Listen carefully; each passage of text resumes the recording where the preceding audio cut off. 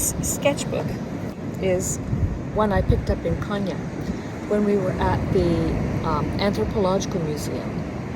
Konya is the town where the mausoleum of Rumi is. We were at the Anthropological Museum, and there was a bookbinder, a woman who was bookbinding, and people were getting various books, more or less printed to order, and she would bind them. And then also these blank notebooks, and this notebook was 50 lira, which now would be about $2 Canadian. But at the time it might have been more, like $3.50. What the hell?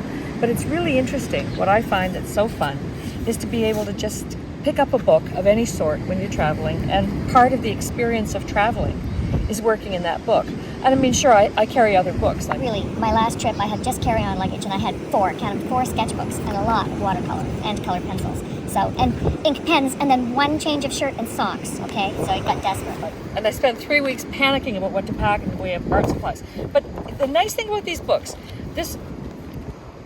someone at Life Drawing one day showed me a book she got for $3.50 at Dollarama, which was also made in some place like maybe Turkey or whatever. But the fat paper that they use, what they make, is really nice.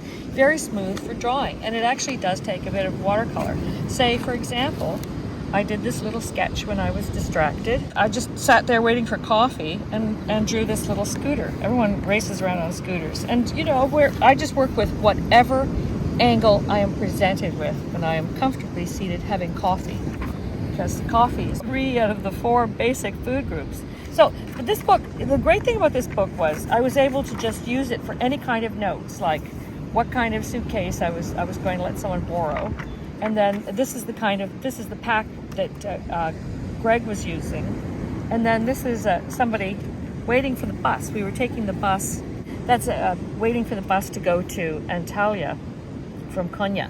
And I mean, it's really fun to just, it doesn't matter if the drawing perspective is not perfect. It's how you saw it and how you felt it. So this guy was leaning over his phone, reading his phone, and he was really tied up in it. And then off in the distance, there's a woman with her hijab, and they're watching very simple lines, but they're watching the news because just as we arrived in Antalya, there was the big earthquake. And so we got to recognize these words. Son dakika means breaking news. And look, these people look so worried.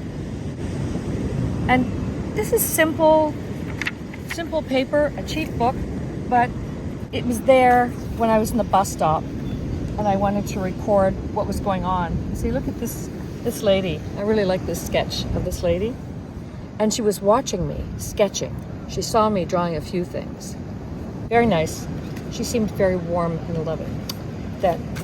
And then people having a bumpy ride and trying to sleep on the bus. That is a bumpy ride on mountains to Fethiye. And when we went down the highway, going from Konya downhill to Fethiye, we drove past many, many, many kilometers of greenhouses.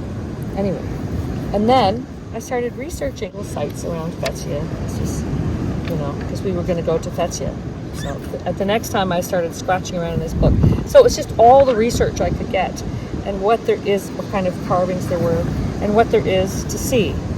Say, for example, Xanthos. That was at the top of the hill. You could see all these greenhouses all the way down the hill because it was on the top of the mountain, sort of. And then Patara. We went to Patara with some friends we made in Fethiye.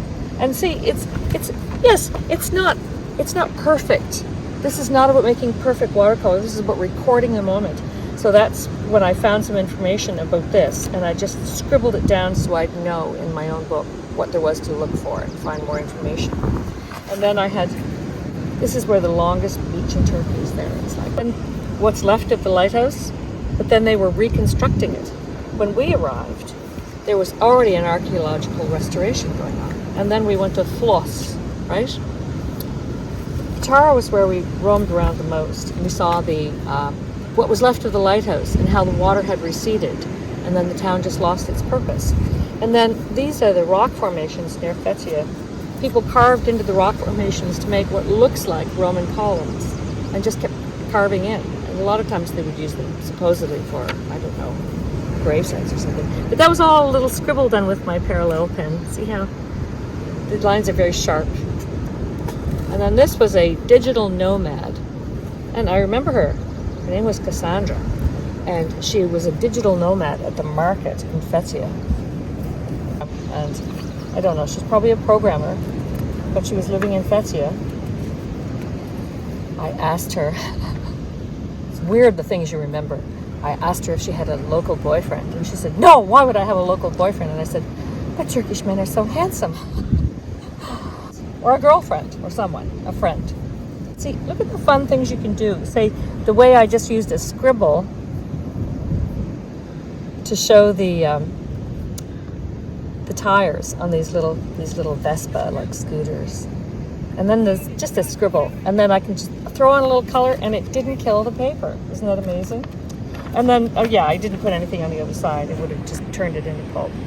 And then at that same market, we had these strawberries, and this was strawberry and pomegranate juice. And the pomegranate juice there is amazing, but you kind of adapt to it by starting out first with maybe strawberry and then building up to the pomegranate juice, because it's strong. After you get onto it, it's like a life elixir. Anyway, not too bad. You can write with it with a parallel pen. Oh, this is the neuroses of a sketcher on the run. This is what I wrote as a diary entry about all the agony I was going through. Somehow I lost my Pentel .7 mechanical pencil, but it just so happened that a stationery and art supply store on Tunali Street had a Faber-Castell for 78 lira, a $5.36 Canadian of the same lead width. Ah, such a relief. But also I bought other things there. That's where I got my nice watercolor pencils from Turkey. Best places to thrift in Paris. See, it doesn't have to be all art. And I had lists of where to go to buy thrifty things in Paris.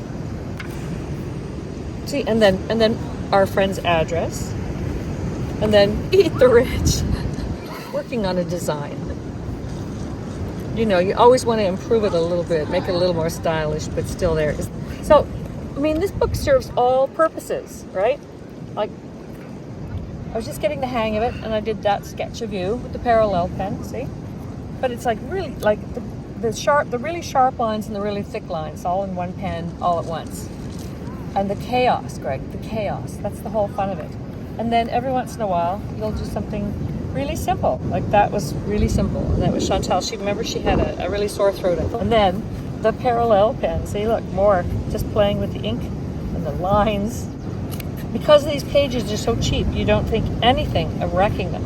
In fact, I really think the very first thing you should do when you get a sketchbook is wreck the first page deliberately. So that, and then look, prescriptions. And then in the middle of it, I bought way too many sketchbooks. Small confessional line, and then a bunch of ideas for YouTube videos, a design for a dress. And then you see, and then just me playing with the lines you can get from it. There's nothing precious about this book, but when it's $2, you're happy to wreck it. That's the whole point.